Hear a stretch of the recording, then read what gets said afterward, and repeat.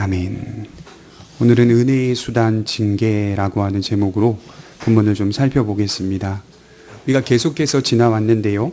성경은 분명하게 세상 속의 의인과 악인이 구별되고 존재한다고 말씀을 드렸습니다. 세상에서 말하는 의인은 도덕적이거나 윤리적인 사람으로 정의하지만 성경은 그보다 근본적으로 하나님을 경외하고 그의 복된 통치와 다스림을 받는 사람이 의인이라고 말씀을 드렸습니다. 동시에 악인 또한 악한 삶을 살아가는 정도로만 말하지 않고 하나님 없이 사는 자, 하나님이 없다고 말하는 자를 통틀어서 악인이라고 말씀을 드렸습니다. 그렇다면 어떻게 의인이 될 수 있는가를 묻는다면 여호와의 인자하심을 믿는 사람만이 의인이 될 수 있다고 말씀을 드렸습니다. 나와 같은 자, 우리와 같은 자를 향해 호의로 대하시고 긍휼히 여기시며 기꺼이 받아주시는 분이 여호와라는 사실을 분명히 믿는 사람만이 여호와를 나의 피난처로 삼는다고 말씀을 드렸습니다. 제가 시편 1편부터 마지막 편까지 쭉 읽어보니까 의인은 항상 단 한 번도 자신이 은혜 받을 만한 사람이라고 생각하지 않는다는 것을 발견하게 되었습니다. 단 한 번도 다윗뿐만이 아니라 시편을 기록한 모든 시인들은 다 나는 은혜 받을 만한 자격이 있거나 조건이 있는 사람으로 여기지 않았다는 겁니다. 그리하여 그는 시편 4편 7절 말씀처럼 주께서 내 마음에 두신 기쁨은 그들의 곡식과 새 포도주가 풍성할 때보다 더하니이다. 그에게 있어서 하나님의 은혜 안에 사는 기쁨은 가장 큰 기쁨이요 세상의 좋은 것들이 손에 들어오는 것보다 훨씬 더 큰 기쁨으로 여긴다고 말씀을 드렸습니다. 조금 더 나아가서 그는 하나님의 성전 문지기로 사는 것이 하나님 없이 형통한 삶을 사는 것보다 훨씬 좋다고 말씀을 드립니다. 그만큼 하나님 안에서 사는 것에 대한 귀중함이 무엇인지를 말씀드리는 겁니다. 여러분, 바울 서신을 읽어보면 바울이 자주 강조하는 이 문법 체계가 있는데 이 자주 강조하는 세 가지 사상이 뭐냐면 예수 그리스도 안에서, 예수 그리스도와 함께, 예수 그리스도를 통하여, 그러니까 그의 안에 산다는 것에 대한 의미와 질적 가치가 얼마나 큰지를 지속적으로 어떤 것을 가르칠 때마다 그리스도 안에서, 그리스도와 함께, 그리스도를 통하여라고 하는 가르침으로 전제하고 있다는 것을 보게 됩니다. 그러나 오늘 성경 말씀은 의인이 하나님을 나의 피난처요 나의 방패라고 고백한다고 하여도 항상 그의 은혜 안에 머물지 못하고 때때로 참담한 실패를 경험하게 된다는 겁니다. 물론 우리의 실패도 하나님의 은혜 안에 있기 때문에 하나님이 선하게 이끌어 가실 것이라고 저는 믿습니다만 그럼에도 불구하고 우리 현실에 그분을 의지하지 않는 연약하고도 부족한 모습들이 많이 있음을 인정하지 않을 수 없습니다. 그래서 신자 또한 때로는 믿지 않는 세상 사람들보다 못한 삶을 살 때가 많이 있습니다. 여러분, 정말 그렇죠. 우리가 예수를 믿는다는 것에 대한, 교회를 다니는 것에 대한 구분은 있지만 어떨 때는 세상의 사람들이 우리의 삶보다 훨씬 나을 때가 많이 있기도 합니다. 그런 것을 발견하기도 합니다. 우리 자신이 세상 사람들보다 못한 삶을 살 때가 너무 많이 있습니다. 역으로 생각해 보면 그렇기 때문에 성경은 지속적으로 여호와의 인자하심을 힘입어 이렇게 말씀을 하는 것 같아요. 그렇기 때문에 하나님의 자비와 긍휼을 힘입어서 하나님 안에 살아가라. 하나님의 인자하심을 힘입어 하나님께 나아가는 것이지 우리의 근거로 나아가는 것이 아니라고 말씀을 드리는 거죠. 로마서 1장 21절에 바울이 이렇게 말했거든요. 그러나 이제는 율법 외에 하나님의 한 의가 나타났으니, 이렇게 고백을 해요. 율법 외에 다른 방식과 다른 방법에 하나님의 한 의가 나타났으니, 이게 어떤 방법일까요? 어떤 방식일까요? 여호와의 인자하심의 의입니다. 하나님의 방식이라고 하는 것은 율법과 동떨어진 전혀 다른 방식으로 하나님이 친히 준비하셔서 구원받은 백성들을 이끌어 가신다는 그 방식. 그게 하나님의 의이고 그 하나님의 의를 믿고 신뢰하는 자가 여호와의 인자하심 안에 사는 자다. 이렇게 말씀을 드리는 거죠. 만일 우리를 근거로 하여 신앙을 가진다면 우리 신앙은 철저하게 실패하게 되는 것입니다. 내가 믿었다라고 말하는 그 말 속에는 내가 믿을 것이고 내가 구원받을 것이고 내가 얻을 것이다라고 하는 이 말 속에는 굉장히 큰 위험성이 있는 겁니다. 그것은 내가 쟁취하고 내가 성취하겠다라는 잘못된 신앙이 우리 안에 깃들여질 수도 있는 것이죠. 19세기, 20세기의 신학적인 흐름이 달라지게 된 계기가 바로 이 부분입니다. 내가 전등의 스위치를 끄느냐 켜느냐에 따라 내가 구원을 받을 수도 있고 구원을 받지 못할 수도 있다. 이런 잘못된 신학으로 하여금 교단이 나뉘어지게 된 거예요. 그 시작으로 이어지게 된 것이죠. 철저하게 우리 신앙으로 하여금 구원을 받을 수 있다고 생각하게 되면 저와 여러분들은 다 구원받지 못합니다. 우린 모두 다 실패하게 되는 거죠. 실패한다 하여도 다시 일어날 수 있는 근거가 무엇이냐고 묻는다면 우리를 향하여 변함없이 사랑하시는 하나님의 의, 하나님의 인자하심 때문입니다. 오늘은 그래서 은혜 안에서 머물지 못하는 우리의 참담한 신앙과 실패들을 경험할 때 과연 우리가 어떻게 이해해야 되는지를 좀 말씀을 드리려고 합니다. 1절입니다. 여호와여 주의 분내로 나를 책망하지 마시오며 주의 진노로 나를 징계하지 마옵소서. 여러분, 분위기가 예사롭지 않죠. 심상치 않습니다. 그동안은 경건한 자를 대적하는 원수들의 조롱과 핍박을 통해서 고통을 당하며 동시에 그런 상황 속에서도 여전히 하나님은 나의 방패시오 나의 피난처라고 말했다면 오늘은 하나님께서 그의 자녀들을 향하여 진노하시는 징계를 말하고 있습니다. 그러니까 오늘 지금 다윗이 겪고 있는 이 어려움과 고통은 원수들로부터 이어지는 어려움과 고통이 아니에요. 자기의 잘못은 없는 상황에서 오는 고통이 아니에요. 자기가 철저히 하나님 앞에서 실패하고 넘어져서 그의 안에서 머물지 못하는 상황 속에서 일어나는 어려움과 고통이라고 말하는 겁니다. 하나님이 직접적으로 다윗을 향해, 시편 기자를 향해, 경건한 자를 향해 진노하시면서 징계를 베푸실 때 맞이하고 있는 고통이라고 말하는 겁니다. 이것은 전적으로 경건한 자들이 하나님의 은혜 안에서 살지 못할 때 하나님께서 친히 개입하셔서 진노하시며 징계하는 것을 말합니다. 자세히 읽어보시면 다윗이 겪고 있는 이 고통은 이 겉사람으로는 육체적인 질병이라고 말하고 속사람으로는 마음의 질병이라고 말합니다. 그러니까 겉과 속이 다 지금 고통을 받고 있는 거예요. 어떻게 해요? 하나님이 다윗을 향하여 진노하심으로 징계를 베푸심으로 고통받고 있습니다. 우리가 흔히 어릴 적 자주 들었던 말씀이 바로 하나님께 맞았다. 하나님이 나를 때리셨다. 그런 말씀인 겁니다. 지금 다윗은 하나님의 징계를 받고 있는 상황 속에 고통을 느끼면서 아파하며 흐느끼고 있습니다. 여호와여 주의 분노로 나를 책망하지 마시오며, 여기 책망하다라는 단어는 죄를 일일이 캐내어 그 책임을 따지고 책망하며 비난한다는 뜻입니다. 하나님께서 다윗의 죄를 일일이 캐내어 그 책임을 따지고 책망하며 비난하십니다.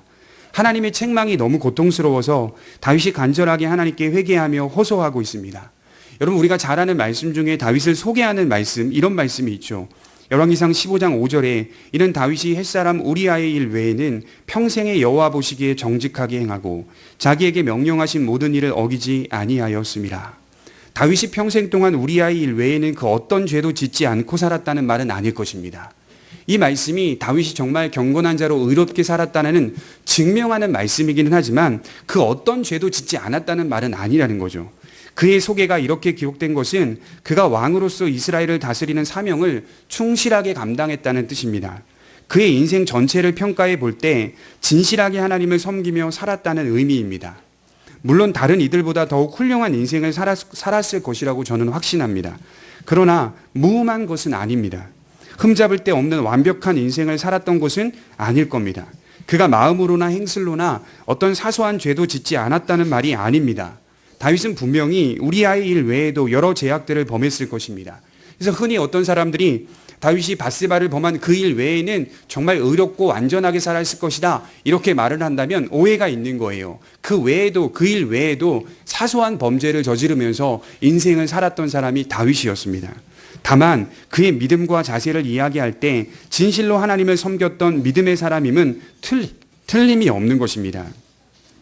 교회가 신실한 성도 중에 한 사람을 장로로 선출할 때 그 조건을 보게 되면 이렇게 헌법에 명시되어 있습니다. 장로교 헌법에 장로를 선출할 때 기록된 이 헌법 명시예요. 35세 이상 된 남자 중 입교인으로 그 지교회에서 흠없이 5년을 경과하여야 하며 피택된 자로서 6개월간 노예에서 신학과 성경을 연수하여야 한다. 여기서 흠없는 자를 뽑아야 한다는 말씀을 생각해 보면 금세 이해가 되죠. 무음한 자, 흠이 없는 사람들 중에 장로를 선출해야 한다는 건데 사실 이것은 그의 믿음과 삶의 자세를 말하는 겁니다. 흠이 없다는 것은 말 그대로 흠잡을 데 없다는 말이지만 누가 과연 흠잡을 데가 없겠습니까? 세상의 사람들 중에 과연 완벽하게 흠잡을 데 없는 사람이 어디 있겠습니까? 사람은 모두 부족하고 연약한 부분이 많습니다. 그러나 그럼에도 불구하고 믿음과 삶의 자세가 진실한지를 살피라. 바로 이 진실성. 믿음과 삶의 자세가 진실한지를 살펴라. 그가 지금 넘어지고 일어나고 넘어지고 일어난다 하여도 그의 믿음과 삶의 자세는 여전히 우뚝 그 기둥 속에서 붙잡고 가고 있는지를 살피라. 진실한 자일수록 하나님 안에서 재직이 될 수 있다. 그 말을 하는 거 아니겠습니까? 그것이 바로 무음한 자의 기준이라고 말할 수 있습니다. 다른 사람들과 이야기를 하다 보니까 어떤 존경할 만한 사람의 이야기를 할 때 대부분의 사람들은 어느 정도 감안하고 말하더라고요. 그의 부족함을 감안하면서도 그를 진심으로 존경합니다. 완벽하게 보기보다는 그럼에도 불구하고 그의 진실성만은 변함없었다는 사실 때문에 그를 아주 높이 평가합니다. 물론 개 중에 눈높이가 아주 높은 사람도 있지만 대부분의 사람들은 서로를 평가할 때 어느 정도 감안하면서 평가를 합니다. 이유가 무엇입니까? 우리는 사람이기 때문 아닙니까? 우린 모두 다 죄인이기 때문 아닙니까? 말씀을 전하는 저 또한 때론 하나님께 불순종하여 징계를 받기도 합니다. 어려움을 겪고 고통을 받기도 합니다. 여러분 정말 다양한 양상으로 오는 것 같아요. 이제 목사가 되니까요, 목회자가 되니까 이 징계의 양상이 때로는 저에게 주시는 질병으로, 때로는 저희 상황 속에 일어나는 일로, 때로는 저희 자녀가 아픔을 통하여서 제 자신이 하나님 앞에 회개하는 일들이 생기고, 목회자가 되니까 이보다 좀 범위가 더 넓어졌어요. 어떻게 넓어질까요? 성도들이 겪고 있는 아픔을 보면서 제가 하나님 앞에 제 자신의 문제를 회개하기도 한다는 거죠. 이처럼 저 또한 부족하여서 불순종하여 징계를 받기도 한다는 거죠. 물론 약물이 본이 되라는 베드로 사도의 말씀처럼 더 성경에 충실한 삶을 살고자 애써야 하지만 저도 걸려 넘어집니다. 제가 지난번 말씀드렸듯이 고등학교 시절에 정말 큰 고민이 있었습니다. 어떻게 반복적으로 죄를 짓는 제가 구원을 받을 수 있단 말인가? 이게 고3 때 일어났던 제 고민이었어요. 천국에 어떻게 갈 수 있단 말인가? 그 고민이 정말 풀리지 않았습니다. 죄를 짓는데요, 장난치듯이 짓고 있는 거예요. 장난치듯이. 그런 내가 어떻게 하나님 나라에 갈 수 있단 말인가? 그 고민 속에 한참을 방황했던 적이 있습니다. 그러다가요, 은혜의 복음이 무엇인지를 알게 됐어요. 은혜의 교리를 망각하고 있었던 거예요. 로마서를 읽다가 발견하게 된 거예요. 오늘도 여전히 욕망과의 싸움을 할 뿐 부족한 것은 여전합니다. 이처럼 경건한 자를 대표하는 다윗 또한 하나님 앞에 범죄하여 징계를 받는 일들이 많이 있었다는 사실을 알게 되죠. 시편을 읽으면서 다윗이 회개하는 내용들이 종종 나오는데 대표적으로 시편 51편은 이렇게 기록되어 있어요. 그 주제가, 제목이 밧세바를 범한 후에 나단이 그에게 왔을 때, 이렇게 시작을 해요. 밧세바를 범한 후에 나단이 그에게 왔을 때 회개했던 장이 시편 51편이에요. 그런데 정말 흥미로운 것은 다른 데에서도 하나님 저를 용서하여 주옵소서라고 하는 회개의 장면이 계속 목격이 되는 거예요. 어떻게 이해해야 할까요? 다윗이 밧세바를 범한 그 일 외에도 여러 사소한 죄악들을 저질렀다는 겁니다. 그래서 시편 39편 13절에 보면 주는 나를 용서하사 내가 떠나 없어지기 전에 나의 건강을 회복시키소서. 하나님이 지금 질병으로 다윗을 치고 있는 거예요. 여러 곳에서 다윗이 하나님 앞에 회개하고 있는 겁니다. 다른 곳에서 나오는 회개는 우리아의 아내 밧세바 사건과 관련 있는 회개가 아닙니다. 또 다른 죄를 짓고 넘어져 회개하는 내용입니다. 생각이나 행동으로 또는 여러 상황으로 하나님 앞에 범죄하고 있습니다. 그런 다윗에 대하여 하나님은 징계하셨습니다. 그리하여 다윗이 자신이 계속하여 범죄하는 부족한 모습을 보면서 이런 고백을 하게 되는 거예요. 시편 51편 5절에 내가 죄악 중에서 출생하였으며 어머니가 죄 중에서 나를 잉태하였나이다. 죄를 지은 것에 대해서 하나님 앞에 회개하다 보니까, 내가 하나님 앞에 넘어져서 불신하여 살았던 것을 회개하다 보니까 이 회개가 지금 눈에 드러난 현실적인 드러난 죄에 대해서 목격하는 게 아니라 내 자신이 출생 전부터 죄인이었다는 사실을 알게 된 거죠. 이건 어떻게 할 수가 없는 거구나라는 사실을 발견하게 된 거예요. 들어가 보았더니 내 자신이 죄악 중에 죄를 머금고 출생한 죄인이라는 사실을 알게 된 겁니다. 누구도 자유로울 수가 없다는 사실이죠. 여기서 우리는 징계가 무엇인지를 좀 생각해 보아야 합니다. 징계란 바르게 하다라는 뜻입니다. 어그러진 것을 곧게 하다라는 뜻을 가지고 있습니다. 어떤 식으로 바르게 할까요? 죄에 책임을 물어서 죄에 합당한 형벌을 내리는 것으로 바르게 합니다. 이것은요, 잘 아셔야 돼요. 심판의 개념이 아닙니다. 이것은요, 멸망의 개념이 아닙니다. 합당한 형벌을 통하여서 곧게 하기 위함입니다. 바로잡기 위한 것이 사랑의 한 형태 징계입니다. 아마도 가장 가슴 아픈 사랑의 형태가 아니겠습니까? 때론 자녀를 혼낼 때 혼내지 않으면 큰일 나겠구나. 그런 생각이 들어서 호되게 매를 들어서 혼낼 때가 있습니다. 그럴 때 마음은 아프지만 받아주지 않고 냉정하게 혼을 냅니다. 그러면 그의 입에서 잘못했습니다 라고 말하는 것이 붕어 입술 모양 뻐끔뻐끔 조금씩 흘러나옵니다. 그리고 잘못한 것을 알게 되는 겁니다. 호되게 혼낼수록 자녀는 그 고통을 알기 때문에 그 무서움과 두려웠던 시간을 알기 때문에 같은 죄를 짓는 것을 두려워하게 되는 것이죠. 징계를 받는 사람의 특징 중 하나가 무엇입니까? 물론 우린 계속 넘어져요. 그럼에도 불구하고 그 호된 시간이 있었기 때문에 같은 죄를 짓는 것을 두려워하게 되는 거 아니겠습니까? 여기서 우리가 먼저 생각해 보아야 할 것은 징계가 사랑의 한 형태라고 해서 견딜 만한 것인가? 징계가 곧게 하시기 위한 가장 가슴 아픈 사랑의 한 형태라고 해서 그것이 과연 견딜 만한 것인가? 이걸 좀 묻고 싶어요. 죄송하지만 견디기가 매우 힘들다는 사실을 알아야 합니다. 견디기 쉬운 것이 결코 아닙니다. 여러분 시편 읽어보시면 징계를 받고 있는 시편 기자가 어떤 식으로 고백하는 내용들이 나오냐면 끊어진 게 아닌가. 하나님께 버림받은 거 아닌가. 이 정도의 고백을 해요. 하나님이 나를 버리신 거 아닌가. 내 인생은 왜 이렇게 된 걸까. 흑암은 나의 친구입니다. 이런 고백도 나와요. 고통이 너무 힘드니까. 징계가 견딜 만한 것입니까? 아닙니다. 징계는 견디기 힘든 겁니다.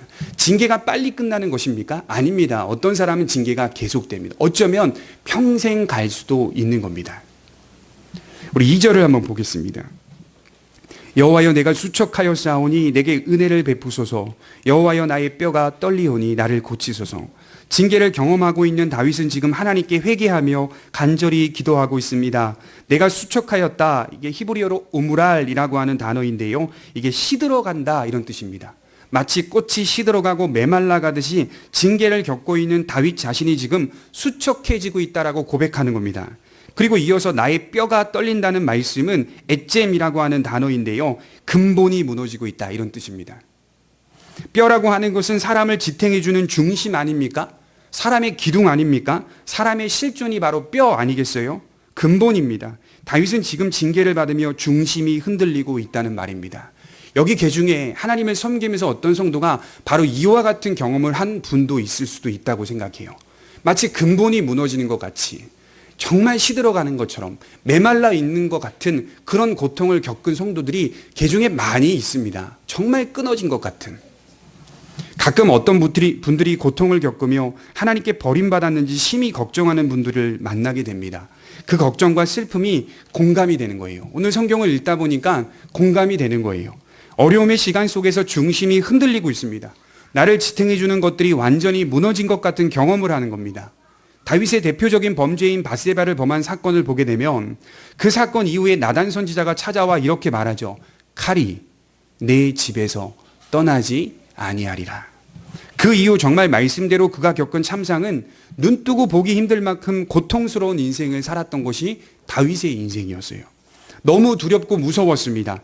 분명히 징계가 사랑이요 은혜의 수단이라고 하지만 동시에 견디기 힘들 만큼 고통스럽기도 했다는 거예요. 하나님이요 징계를 그렇게 다윗의 인생 속에서 끌어가셨는데 다윗의 죄를 용서하지 않아서 그랬습니까? 정말 흥미로운 거는 사무엘하 12장 13절에 다윗이 죄를 범한 후에 나단 선지자가 찾아와서요. 너가 죄를 지었다라고 지적하니까 다윗이 내가 하나님께 범죄하였습니다. 꿇어 엎드려 회개하니까 13절에 이렇게 고백해요. 여호와께서 당신의 죄를 사하셨습니다. 회개하니까 다윗의 죄를 사하셨다라고 용서를 선포해요. 근데 그 이후의 장면이 재밌습니다. 너의 집에 칼이 떠나지 아니하리라. 죄는 용서하신 것이 맞아요. 그럼에도 불구하고 다윗을 걷게 하기 위해서, 다윗의 인생을 걷게 하기 위해서, 어그러진 것을 다시 바르게 하기 위해서 징계를 허락하고 계시는 거죠. 내 죄에 대하여 분노하시는 하나님 앞에서, 꿰뚫어 지적하시는 하나님 앞에서 인간은 자지러지며 무너져 내리는 고통을 경험하는 겁니다. 그래서 다윗은 나를 고치소서, 나를 버리지 마소서 이런 말이 반복되는 거예요. 시편 6편 3절을 보시면 우리 같이 한번 읽어보도록 하겠습니다. 시작. 나의 영혼도 매우 떨리나이다. 여호와여 어느 때까지입니까? 언제까지입니까? 이 고백하는 거 아닙니까? 도대체 이 고통이 언제까지입니까? 내 아픔은 겉으로도 아프고요. 육신적 고통도 있고요. 내 속사람, 내 영혼도 아픕니다. 영혼 네핏이라고 하는 단어가 이 실존이라는 뜻이거든요. 내 근본, 내 본질이 아픕니다. 내가 너무 고통스럽습니다. 너무 힘들면 그렇게 되는 거예요, 사람들이. 저는 조금 더 묵상해 보니까 징계도 고통스럽지만 고통스러워하는 이 모습 자체가 경건한 자이기 때문에 더 힘든 거라고 생각해요. 하나님의 백성이기 때문에 훨씬 더 힘든 거예요. 경건한 자는 더 깊은 자신의 죄악과 삶을 들여다보기 때문에 더 고통스러운 겁니다. 여러분, 악인들은요, 자기 자신 별로 생각 안 해요. 세상 나가서 만나보십시오. 악인들은 작은 죄 지은 거 생각 안 해요. 유독 예수 믿는 사람들, 그리스도의 은혜를 아는 사람들은 죄에 기민해요. 죄를 짓는 것에 대해 고통스러워해요. 넘어진 것에 대해서 죄송해해요. 유독 거기에 매여 있는 삶을 사는 것처럼 보여요. 그건 정죄가 아닙니다. 경건한 자이기 때문에 죄에 민감한 겁니다. 거룩한 사람이 됐기 때문에 하나님이 얼마나 아파하실까라고 하는, 내가 오늘도 참담하게 쓰러졌고 실패했다는 그 사실 때문에 비통해야 하는 마음이 있는 거예요. 더 힘든 거예요. 악인들은 그렇게 고통하지 않아요. 경건한 자일수록 세심하게 자신을 살피고 주변을 살피기 때문에 훨씬 더 힘든 겁니다. 그러니 고통받고 있는 다윗은 참으로 안타깝지만 그는 정말 경건한 자였다. 하나님 곁에서 떠나질 않는 거예요. 그 고통 속에서 여호와여, 나의 뼈가 떨리고 내가 수척하여 졌고 내 근본이 무너진 것 같았고 라고 고백했다면 하나님 밖으로 나가야죠. 하나님 밖에서 살아야죠. 그렇지 않아요. 하나님께 나와서 거기서 원망의 소리를 하고 거기서 아픔의 소리를, 거기서 신음의 소리를 하고 있는 거예요. 우리 잠언 3장 11절을 한번 찾아보겠습니다. 잠언 3장 11절입니다.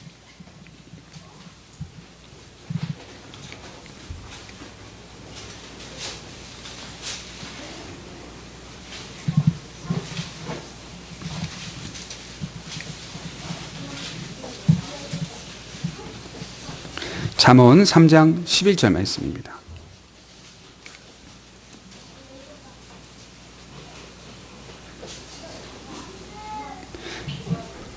(11절) 12절 읽어드리겠습니다. 내 아들아, 여호와의 징계를 경히 여기지 말라. 그 꾸지람을 싫어하지 말라. 대저 여호와께서 그 사랑하시는 자를 징계하시기를 마치 아비가 그 기뻐하는 아들을 징계함 같이 하시느니라. 한 가지 분명한 사실은 우리가 그분의 사랑하시는 자녀라는 사실입니다. 그분이 우리를 자녀 삼으셨고 기뻐하시기 때문에 징계하신다는 사실입니다. 하나님이 우리를 기뻐하시기 때문에 징계하신다는 겁니다. 고통스럽지만 우리를 바르게 인도하시기 위해 징계하십니다. 범죄하는 것을 그냥 버려두지 않으시는 분이 하나님이십니다. 징계를 만날 때 내 아들아, 경히 여기지 말라. 가볍게 넘기지 말라는 거예요. 꾸지람을 싫어하지 말라고 말씀하듯이 징계가 우리에게 왔을 때 사랑의 한 형태임을 믿으시고 가볍게 넘어가서는 안 됩니다. 고쳐야 하는구나, 수정해야 하는구나 라고 하는 결단이 우리 마음에 있어야 돼요. 히브리서 12장 6절을 한번 찾아보겠습니다.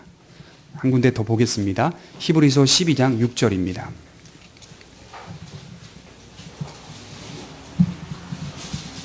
신약성경 367페이지에 있습니다.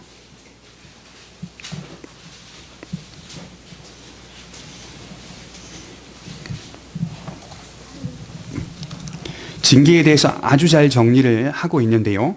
히브리서 12장 6절입니다. 주께서 그 사랑하시는 자를 징계하시고 그가 받아들이시는 아들마다 채찍질하심이라 하였으니 너희가 참음은 징계를 받기 위함이라. 하나님이 아들과 같이 너희를 대우하시나니 어찌 아버지가 징계하지 않는 아들이 있으리요. 징계는 다 받는 것이거늘 너희에게 없으면 사생자여 친아들이 아니니라. 또 우리 육신의 아버지가 우리를 징계하여도 공경하였거든 하물며 모든 영의 아버지께 더욱 복종하며 살려하지 않겠느냐. 그들은 잠시 자기의 뜻대로 우리를 징계하였거니와 오직 하나님은 우리의 유익을 위하여 그의 거룩하심에 참여하게 하시느니라. 무릇 징계가 당시에는 즐거워 보이지 않고 슬퍼 보이나 후에 그로 말미암아 연단을 받은 자들은 의와 평강의 열매를 맺느니라. 그러므로 피곤한 손과 연약한 무릎을 일으켜 세우고 너희 발을 위하여 곧은 길을 만들어 저는 다리로 하여금 어그러지지 않고 고침을 받게 하라. 너무 잘 정리되어 있는 거 아닙니까? 하나님이 사랑하시고 받아들이시는 자마다 징계한다. 6절에 하나님의 아들과 같이 대우하시기 때문에 징계한다. 7절에 세상 부모들은 자기의 뜻대로 자녀들을 징계하지만 하나님은 그의 거룩하심에 참여케 하기 위해 징계한다. 10절에 징계의 가치와 의미가 다른 겁니다. 징계는 또 다른 의미로 11절에 연단이라고 말합니다. 이 연단을 통하여서 우리는 모두 11절에 의와 평강의 열매를 맺는다. 그리고 가장 중요한 것이 무엇입니까? 만일 우리에게 징계가 없다면 그는 하나님의 아들이 아니다. 8절에 이렇게 말하고 있습니다. 징계가 두렵고 고통스럽지만 죄를 짓고 아무 일이 없는 것보다 낫습니다. 잘 들으셔야 돼요. 징계가 고통스럽고 어려운 것은 맞지만, 두려운 것은 맞지만 죄를 짓고 아무 일이 없는 것보다는 낫습니다. 멕시코의 마약왕 구스만이 종식론을 선고받고 교도소에 이번에 들어가게 됩니다. 그는 평생 동안 부활을 부리며 호의호식하며 살았다고 합니다. 죄를 짓고도 잘만 살았던 것입니다. 어떤 이가 악을 저지르면서도 호의호식하며 살고 있다면, 전혀 그에게 아무런 문제가 일어나지 않는다면 그는 아마 하나님을 조롱하고 희롱할 것입니다. 하나님의 말씀, 계명 또한 비웃고 조롱할 것입니다. 아주 하나님에 대해서 교만하게 말할 것입니다. 그러나 성경의 말씀대로 비춰보자면 가장 불행한 삶을 산 사람이 그 사람입니다. 왜냐하면 방치되었기 때문에. 칼빈은 이것을 유기된 자라고 말해요. 유기된 자. 하나님이 그의 인생 속에 한 번도 개입하지 않는 거, 한 번도 관여하지 않는 거, 한 번도 멈춰서게 하지 않는 그런 일이 없는 사람, 유기된 자. 여러분 시편을 좀 더 읽어보면요, 악인이 죽을 때 허허거리며 죽는다. 얼굴이 윤택한 상태로 죽는다. 가장 불행한 삶, 한 번도 하나님이 관여하지 않는 삶, 버려둔 삶, 상실된 삶, 이렇게 고백하고 있는 겁니다. 아무 일이 일어나지 않았다는 것은 버려졌다는 말입니다. 가장 불행한 인생이라는 말입니다. 방치된 인생, 아무도 관여하지 않는 인생, 누구 한 사람도 혼내거나 잔소리하지 않는 인생, 그 인생이 가장 불행한 인생입니다. 여러분 어렵게 살았던 어떤 분이 성공하여서 쓴 책을 쭉 보니까요, 그분이 가장 큰 문제가 무엇이었느냐라고 묻는 기자의 질문 앞에 누구 한 사람도 나에게 잔소리하지 않았다는 것에 대해서 이렇게 말을 하더라고요. 자기의 삶이 어린 시절이 방치된 상태로 살았다는 것에 가장 불행했다. 제일 불행한 거예요. 내 주변에 잔소리할 수 있는 사람이 있다는 거, 멈춰서게 할 수 있는 말을 하는 사람이 있다는 거, 이야기할 수 있는 사람이 있다는 거, 호되게 꾸지람을 줄 수 있는 사람이 있다는 것이 얼마나 큰 복이고 은혜인지 모릅니다. 제일 큰 불행은 하나님이 멈춰서게 하지 않는 자, 상실된 자, 방치된 자, 유기된 자, 그 사람이 가장 불행한 인생입니다. 여러분들과 저의 삶에 하나님의 징계가 없다면 그것은 바꿔 말해서 참으로 복된 인생인 것이죠. 우리의 인생 속에 하나님의 징계가 있다면 우린 분명 복된 인생을 살고 있는 겁니다. 하나님이 관여하시며 어그러진 우리를 고치시고 계시는 겁니다. 그래서 다윗은 이렇게 말했거든요. 시편 119편 71절에 고난당한 것이 내게 유익이라 이로 말미암아 내가 주의 율례를 배우게 되었나이다. 고난당한 것이 얼마나 큰 유익인지 이것 때문에 하나님의 말씀을 배우게 되었나이다. 욥기에서 욥 또한 이런 말을 하죠. 욥기 5장 17절에 볼지어다 하나님께 징계받는 자는 복이 있나니, 하나님께 징계를 받고 있는 자는 복이 있나니 그런즉 너는 전능자의 징계를 업신여기지 말라. 징계를 받는 자는 복이 있는 겁니다. 심령이 가난한 자는 복이 있나니, 예수님이 그렇게 말씀하셨죠. 동일하게 욥도 그렇게 말하는 거예요. 징계를 받는 자는 복이 있나니. 하나님께서 관여하셔서 나에게 책임을 물으시고 죄를 일일이 캐내어서 나로 하여금 두렵게 만들고 있는 지금 이 상황, 아픔들을 겪게 하시는 것이 얼마나 큰 복인지 우리가 삶을 살아가면 갈수록 더 깊이 깨닫게 해 주시는 겁니다. 그래서 하나님의 백성, 성도는 바로 복된 인생을 산다고 말할 수 있는 겁니다. 기도하도록 하겠습니다.